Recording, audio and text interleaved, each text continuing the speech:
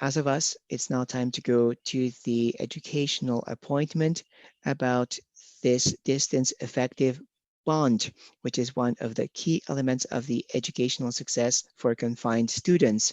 So with us today, we're going to have Mr. Jacques Cool from Cadre 21, also Ms. Melissa, sorry, Melissa Brico from RÉCIT, and also Audrey Miller and Stephanie Diane from the school branchée. Stephanie, you have the floor. Thank you. Thank you to this live event. For the last 18 years, I have been participating in the integration of technology in education. And I think that what I'm most proud of is the fact that we have been able to implement 180 pedagogical events that stress the accomplishment, the success stories of teachers, pedagogical experts, students, and parents, etc. I often say at École branchée that the challenges of the digital era are first in terms of humans and relationships, but the challenges of distance learning are still very important. And we have three panelists this morning, and they're going to share about the importance of relationship with students in distance learning. So we have three guests. They come from our partners in this uh, digital initiative, also for higher education. First of all, I would like to uh, introduce Melissa Braco. She is a pedagogical advisor, just like Annick said, at the RÉCIT institution, at the Centre de Services Scolaires Sémélie-Émile. For 15 years, she has been supporting teachers in the integration of technology in their own practices. And I would also like to tell you that the RÉCIT includes more than 200 pedagogical advisors that are there to support you and to train you. Many of them will be making presentations in these workshops. They are all across Quebec in school boards and elsewhere, and they also do provide regional services and national services. All of these advisors will focus their support on the development of digital skills for students, and they will also support teachers, and they want to develop this culture of network and of sharing. I want to say that there's Campus RÉCIT. This is where you will find all of these online training sessions. Thank you, Melissa, for being there.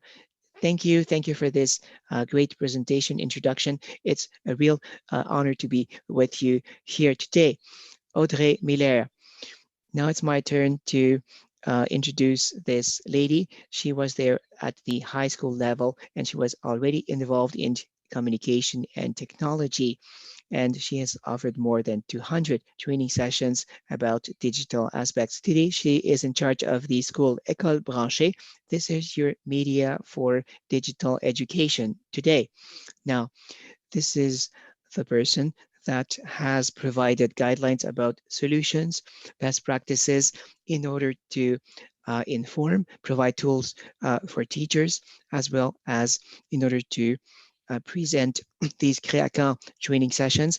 This is a unique formula, which is virtual, live with participants. So you have everything you need in the écolebranchée.com website. Audrey, good morning.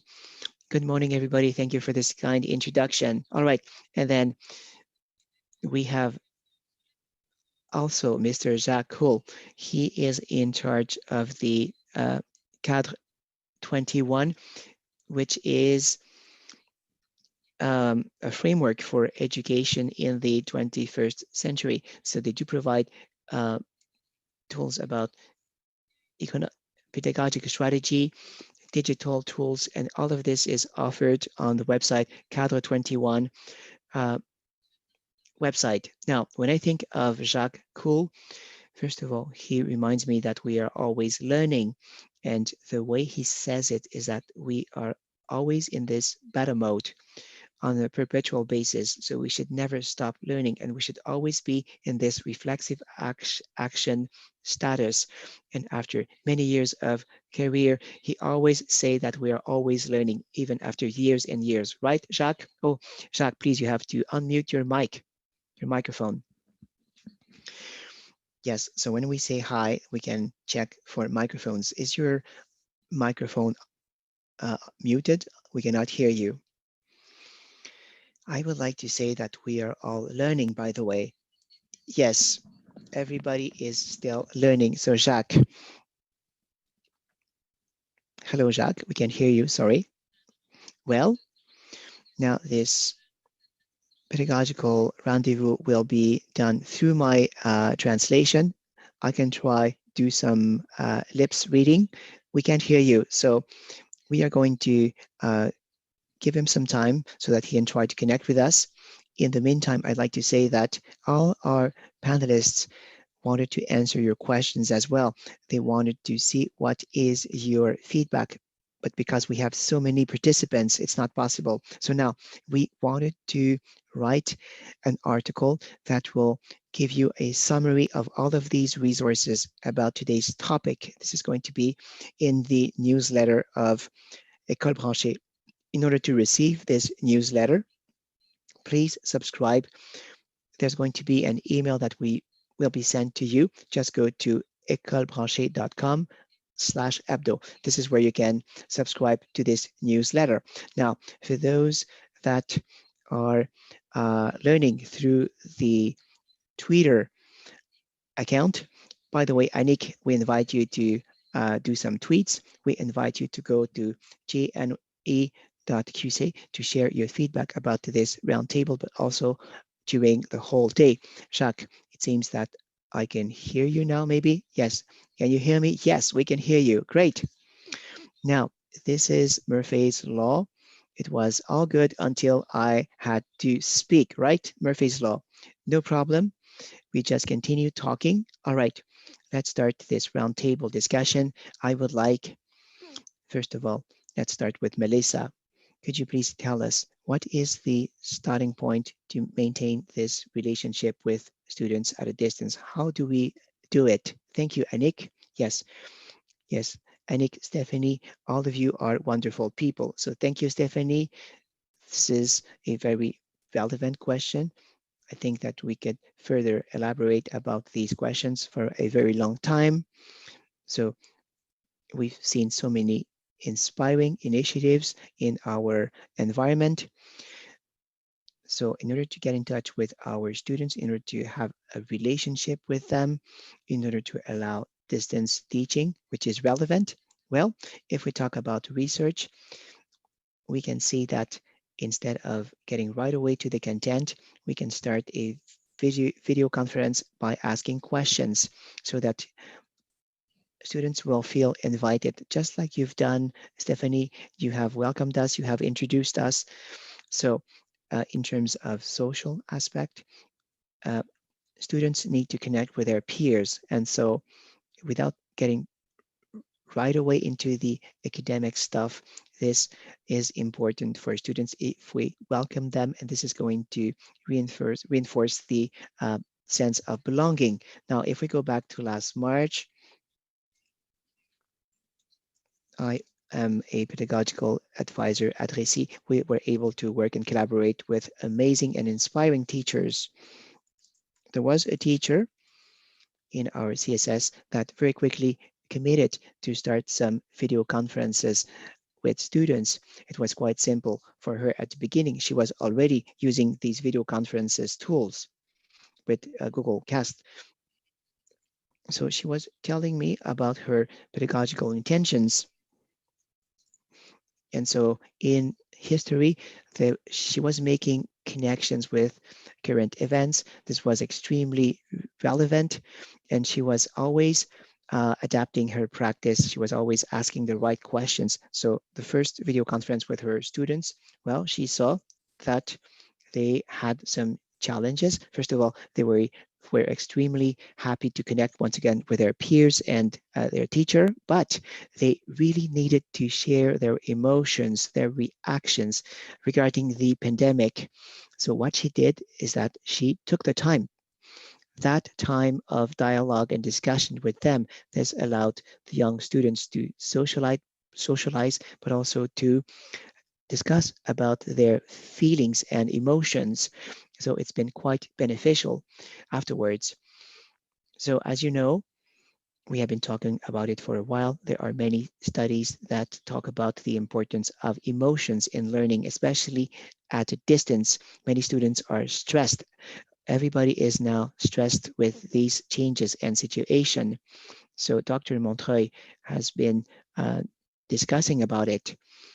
He was saying that it's as if the young student is carrying with him or her a very heavy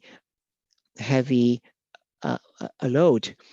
So this is a burden for students. So we have to encourage students. We have to invite them to share their emotions and feelings, what they are living. And this is really important for the future commitment of the student.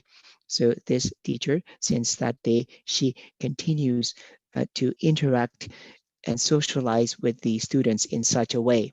So this is a dialogue that's going to be very positive in the future. Dialogue is important. As you've said, the surprise of the teacher was that at the end of her first video conference meeting, she wondered, is this okay? We did not cover our subject, but then I remember that you have congratulated her. And then afterwards, this was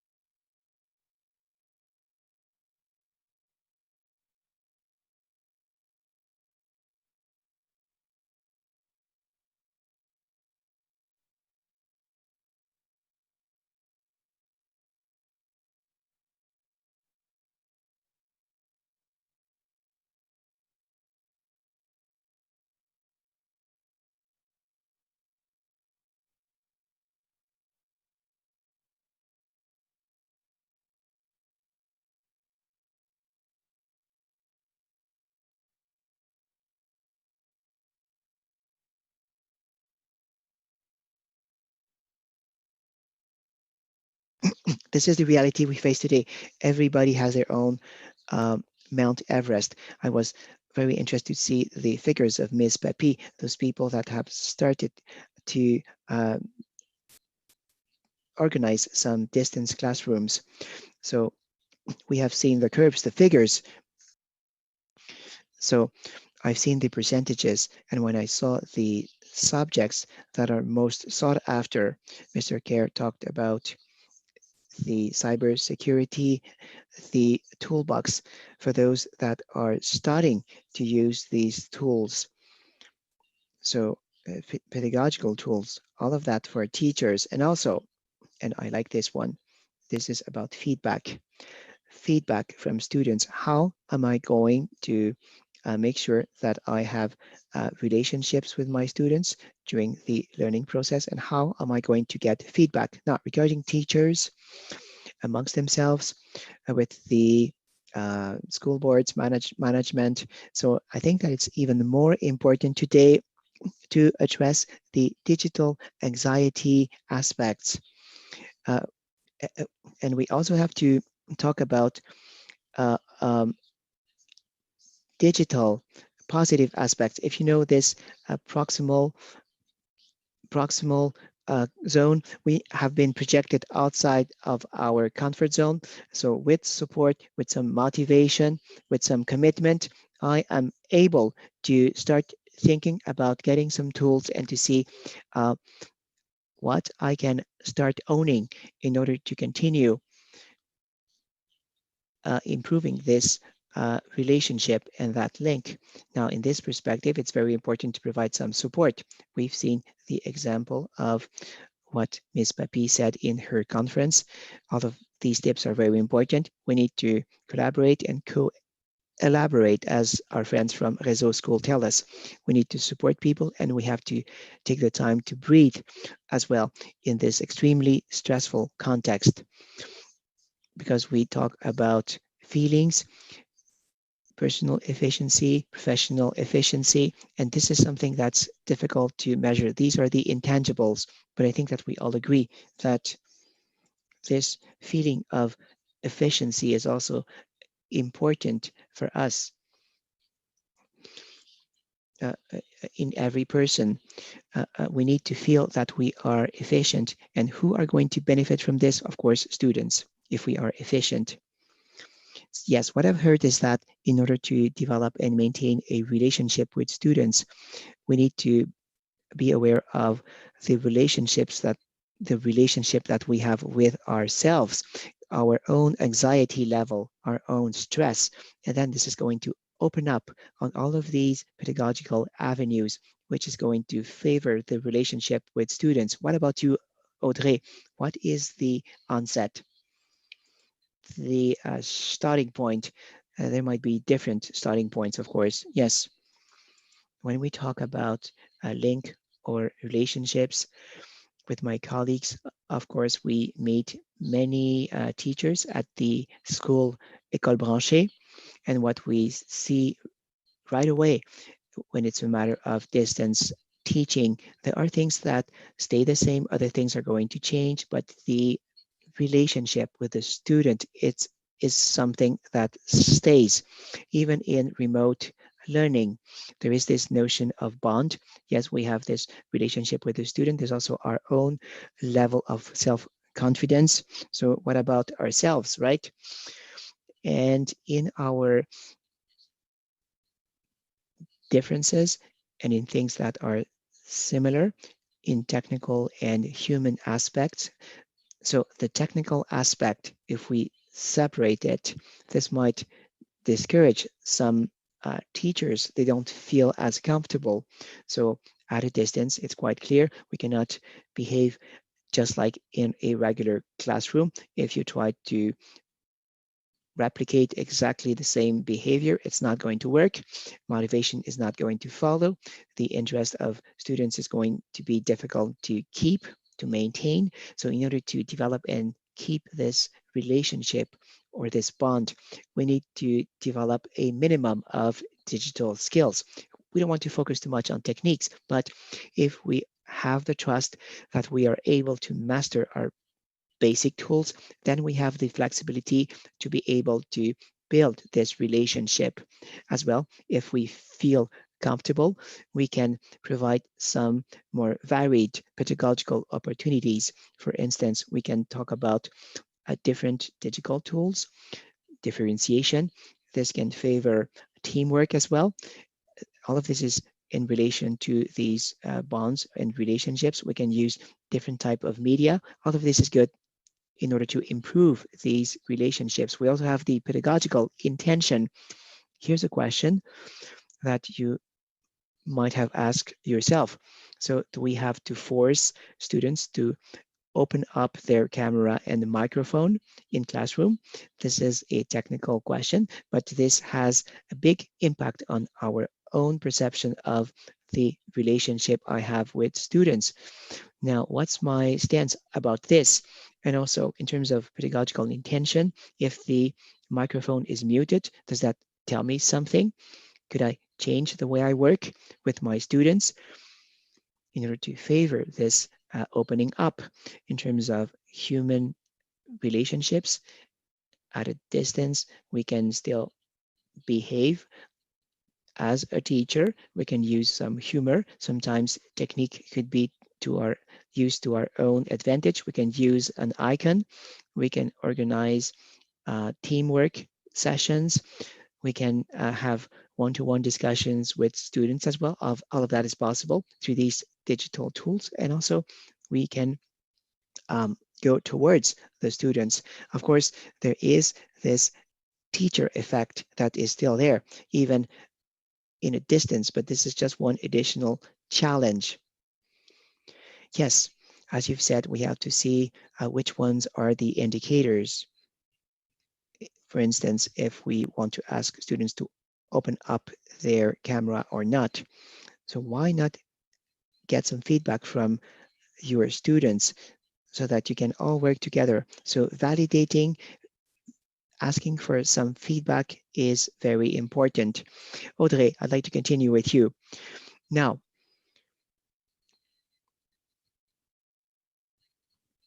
so everybody now is tired. Everybody has lots of emotions right now. So how can we keep this positive relationship with students? Yes, I have three advices. The first one is to explore different avenues of research, education, psychology, all of that. Of course, this effective bond is very important for children. We all agree on this. What we see very quickly is that we do not get into relation with individuals in the same way. There are many ways to get into these relationships. So we have to be interested in all of these communication channels we can open up with students. This can be a win-win because this is your own channel between teacher and students. Otherwise, it's not going to work. Some students like to be asked before starting to work. They like to be asked, how are you? How do you feel? Some other students want to know what are the objectives. Some students want to provoke a reaction. These are the little students that are going to be noisy sometimes, but this is just a signal that they want to send. We have to be quite attentive to all of this, and we have our own ways of communication as well. We have to see which ones are the different channels and different behaviors. Another little tip that I have is that to know about the best practices in a classroom. For instance, you might know this social emotional learning field. So these practices that have been identified according to experts are going to work in a classroom, but also in distance learning. So if you take the time to discuss processes, mentorship amongst students, uh, getting lots of feedback, having some discussion spaces outside of the classroom, having some committees amongst students and teachers in order to know how we can build these spaces. And a third very simple tip is investing in your own professional development, skill development. So if you feel confident, then you can go one step further, and it's going to be much easier to find new solutions to have a better motivation and a better engagement, always focusing on your curriculum as well. Yes, definitely. Melissa, what about you? So what is important? I absolutely agree with Audrey when we have been saying that we have to go back to our pedagogical intention. Then we can choose tools. So we can also ask our colleagues, our network, about these new resources, these new technologies, these new approaches. So I'd like to go back to the dialogue. We were saying that we need to take the time to have a dialogue with our students to build the trust, and we need to get the feedback. So we need to be attentive to their own emotions, their own feelings. So on top of asking them about their expectations and challenges, we can bring students to think about their use of digital tools, just like Mr. Kerr said at the beginning of the day. We can talk about cyber hygiene, the fact that we can have an ethical education about digital tools. So this is at the core of this cadre de référence des compétences technologiques. So this is about ethics as well. This is work that is done upstream.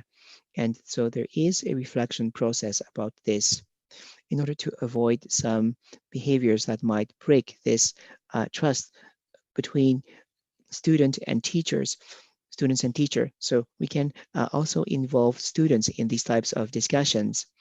Now, I know a teacher which is very inspiring. I have been working with her. And so she has been using mobile devices as a tool. At the beginning of the year, she organized her classroom. How? By involving students in this reflection process using their mobile devices. So she asked questions, which ones are the limits and which ones are the potential of these digital tools. And so their students can provide feedback about pros and cons, what are the advantages of this type of education, and therefore the student is going to have a critical outlook about the use of these digital tools. So when you take a step back and when you look at this process, you see that if you involve the teacher in the elaboration of this vision, of this ethics foundation regarding these personal mobile devices, this also helps in the building of this trust relationship. Also, when the students are at a distance, there are some beneficial effects if the student has their own personal mobile device so that they can use all of these apps. And this is quite positive for distance learning. Now, this same process, it can also be relevant to live it so that we can start building an ethics code about distance learning and video conferences. So altogether, we can establish some rules and standards in our own classrooms for better interactions. Then students, now, if we do this exercise with students beforehand, then people will be familiarized with this process and it's going to be much easier after. Now, these ethical considerations, we can also talk about parents, having a dialogue with parents. This is also relevant and important. We can share all of these ethical issues with parents so that they can also have a constructive dialogue with their children in their own home in order to facilitate the learning conditions, especially with distance learning. That's what I wanted to share. Regarding these winning conditions for learning, do you think that this ethics code, which is being discussed with students, is this going to favor? Is this going to avoid some behaviors online? Yes. The fact that you're going to work upstream with students on this ethics code, this is going to prevent some negative behavior that can harm this relationship. We know that online class management, classroom management might be a challenge. So we want to educate students. We want them to take a step back and think about their own behaviors and practices. Now, just like Audrey said, there's also many aspects about video conferences, how to make sure students are engaged. What about using the cams? How can you ask for feedback? How can the students engage themselves? How can we motivate them? How can we establish a discussion with the group? Yes. So being aware of these behaviors. What about you, Jacques? So what's important in order to maintain this bond with students at a distance? I think that this is the